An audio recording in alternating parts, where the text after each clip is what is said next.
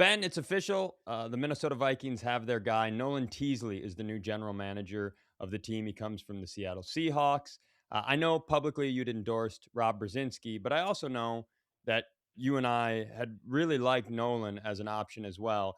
Now that we know who it is, what's your kind of initial reaction here? I mean, my initial reaction is I'm excited. I'm slightly disappointed that Brzezinski didn't get the job. We've laid it out over and over again about how much we love Rob. Everybody loves Rob, and I want to see him get his chance. And I thought that we don't know yet, but I thought he crushed the draft, and I thought he did a really good job. I mean, it all sort of hinges on Caleb Banks's his health with his foot, but I was really excited for his opportunity. But as you just kind of alluded to, we were talking several weeks ago when they narrowed this whole cast down to 5 candidates, that we were excited for Nolan because he's the outsider. He's the guy that is through and through Seattle Seahawks. He has no connections to Minnesota, has never been within the organization, obviously has friends and there's connections between personal relationships. But when it comes to all of the other candidates, they all at least spent some time with the Vikings. And I thought, Mhm. well, if we're not going to go with Brzezinski, then let's go with the outside voice. Let's go with the guy that's fresh off a Super Bowl, that has retooled their whole team. They have kind of a new outlook. They kind of fixed their offensive line issues. They went out and got Sam Darnold.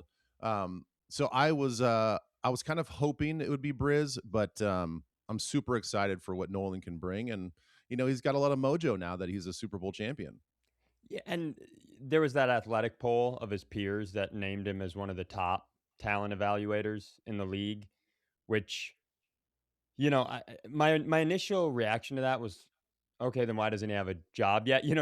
As a cynic.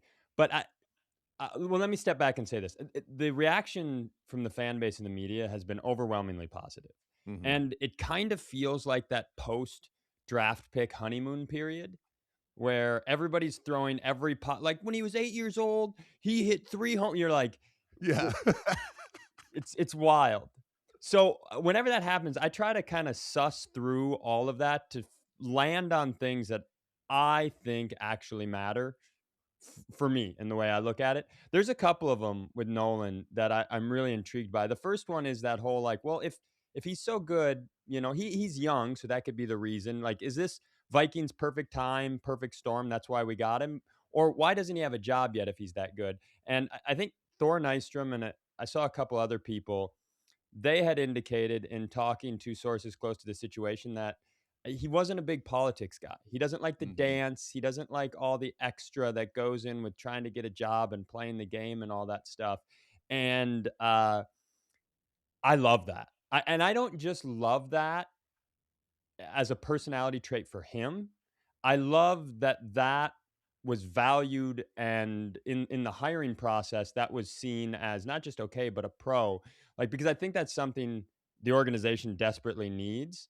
It kind of reminds me of Ben Johnson. Everybody talked about him that way. Like, he wanted the right opportunity. He didn't want to play the politics. He just wanted to do the job. So I'm really intrigued at that attitude being a part of this organization. Yeah, I think as you sort of boil this thing down, he's a football guy.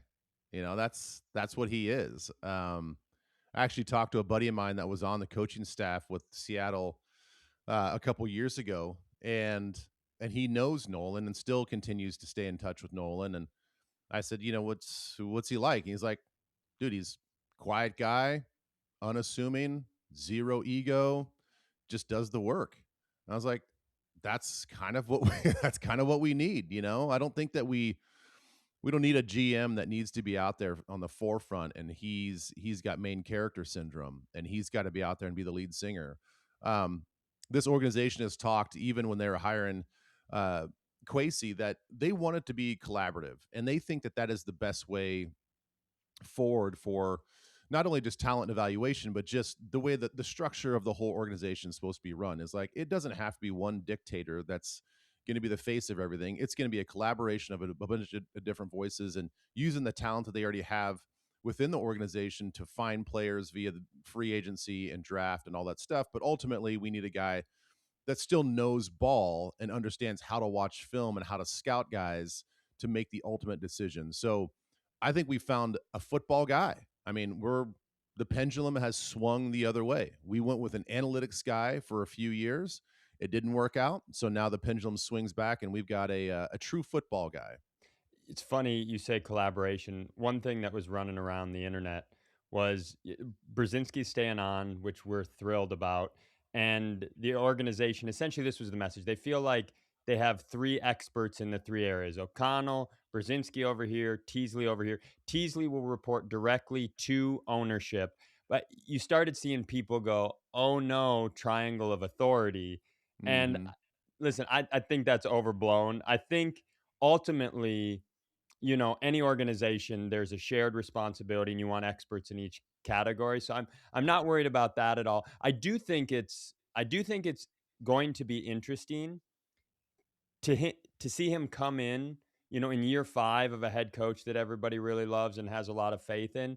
Eh, you know, how does he build the infrastructure underneath him? How, because ultimately, if he's going directly to ownership, like, this is the guy, he's gonna have the say. It's gonna be collaborative, but this is his ship.